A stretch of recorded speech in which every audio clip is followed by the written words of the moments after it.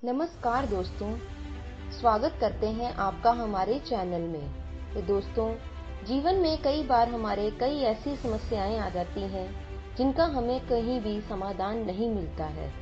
हम अपनी कहानियों के माध्यम से आपकी हर समस्याओं का समाधान जुटाने में आपकी सहायता करेंगे। चलिए हर हर महादेव का नाम लेते हुए कहानी को शुरू करते हैं। यह एक सत्य घटना है। यह घटना 1360 ईस्वी के आसपास की है। महादेव की कोई जलती लकड़ी से पिटाई करे ऐसा कोई सोच भी नहीं सकता, लेकिन यह बात बिल्कुल सत्य है। बिहार के विस्फी गांव में एक कवि हुआ करते थे। कवि का नाम विद्यापति था। कवि होने के साथ साथ विद्यापति भगवान शिव जी के अनन्य भक्त भी थे। उनकी भक्ति और रचनाओं से प्रसन्न होकर भगवान शिव जी को उनके घर पर नौकर बनकर रहने की इच्छा हुई। भगवान शिव जी एक दिन एक गरीब का वेश बनाकर विद्यापति के घर नौकरी मांगने आ गए। विद्यापति को शिव जी ने अपना नाम उगना बताया। विद्यापति की आर्थिक स्थिति अच्छी नहीं थी, इसलिए उन्होंने उगना को नौकरी पर रखने से मना कर दिया। लेकिन भगवान शिव जी कहाँ मानने वाले थे। सिर्फ 2 वक्त के भोजन पर नौकरी करने के लिए तैयार हो गए। इस पर विद्यापति की पत्नी ने विद्यापति से उगना को घर पर रखने के लिए कह दिया। पत्नी की बात मानकर विद्यापति ने उगना को नौकरी पर रख लिया। एक दिन उगना विद्यापति के साथ राजा के दरबार में जा रहे थे। तेज गर्मी की वजह से विद्यापति का गला सूखने लगा, लेकिन आसपास जल का कोई भी स्रोत नहीं था। विद्यापति ने उगना से कहा कि कहीं से जल का प्रबंध करो, अन्यथा मैं प्यासा ही मर जाऊंगा। अब भगवान शिव कुछ दूर जाकर अपनी जटा खोलकर एक लोटा गंगा जल का भर लाए।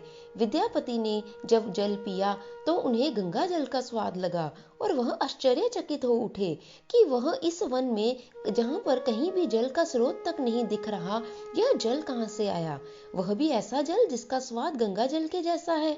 कवि विद्यापति को उगना पर संदेह हो गया कि यह कोई सामान्य व्यक्ति नहीं है, बल्कि स्वयं ही भगवान शिव है। अतः उगना से उसका वास्तविक परिचय जानने के लिए जिद करने लगे। जब विद्यापति ने उगना को शिव कहकर उनके चरण पकड़ लिए, तब उगना को अपने वास्तविक स्वरूप में आना ही पड़ा। उगना के स्थान पर स्वयं भगवान शिव प्रकट हो गए। शिवजी जी ने विद्यापति से कहा कि मैं तुम्हारे साथ उगना बनकर रहना चाहता हूँ, लेकिन इस बात को कभी भी किसी से मत कहना। जय जय महादेव। और मेरा वास्तविक परिचय कभी भी मत बताना। विद्यापति को बिना मांगे संसार के ईश्वर का सानिध्य मिल चुका था। उन्होंने शिवजी की शर्त को मान लिया। लेकिन एक दिन विद्यापति की पत्नी सुशीला ने उगना को कोई काम दिया। उगना उस काम को ठीक से नहीं समझा और गलती कर बैठा। सुशीला इससे नाराज हो गई और चूल्हे से जलती हुई लकड़ी निकालकर भगवान शिव जी की पिटाई करने लगी। विद्यापति ने जब यह दृश्य देखा तो अनायास ही उसके मुंह से निकल पड़ा, ये क्या कर रही हो भगवान, ये तो साक्षात भगवान शिव हैं, इन्हें जलती लकड़ी से मार रही हो।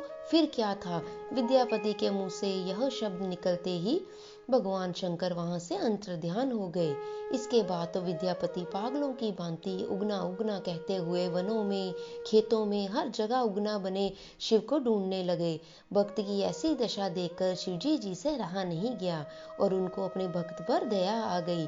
हर हर महादेव। भगवान शिव उगना में प्रकट हो गए और कहा कि अब मैं तुम्हारे साथ नहीं रह सकता। उगना रूप में मैं जो तुम्हारे साथ रहा, उसके प्रतीक चिन्ह के रूप में अब मैं शिवलिंग के रूप में विराजमान रहूंगा। इसके बाद शिवजी अपने लोक को लौट गए और उस स्थान पर शिवलिंग प्रकट हो गया। हर हर महादेव। उगना महादेव का प्रसिद्ध मंदिर बिहार के मधुबनी जिला में भवानीपुर गांव में आज भी स्थित है। तो बोलिए शंकर महाराज की जय हो। तो दोस्तों, देखा आपने, भगवान शिव अपने भक्त की अनन्य भक्ति को देखकर अवश्य प्रकट होते हैं और स्वयं साक्षात दर्शन देकर उसका जीवन कृतार्थ कर देते हैं। तो बोलिए हर हर महादेव। जय शिव शंकर, मेरे शंभू महाराज जी की जय हो। तो दोस्तों, आशा करते हैं आपको हमारी आज की यह कहानी अच्छी लगी होगी। कहानी को सुनने के लिए आपका बहुत बहुत धन्यवाद। अगर आप हमारे चैनल पर नए हैं तो हमारे चैनल को सब्सक्राइब कीजिए और हमारे साथ इसी तरह की कहानियां सुनने के लिए जुड़े रहें।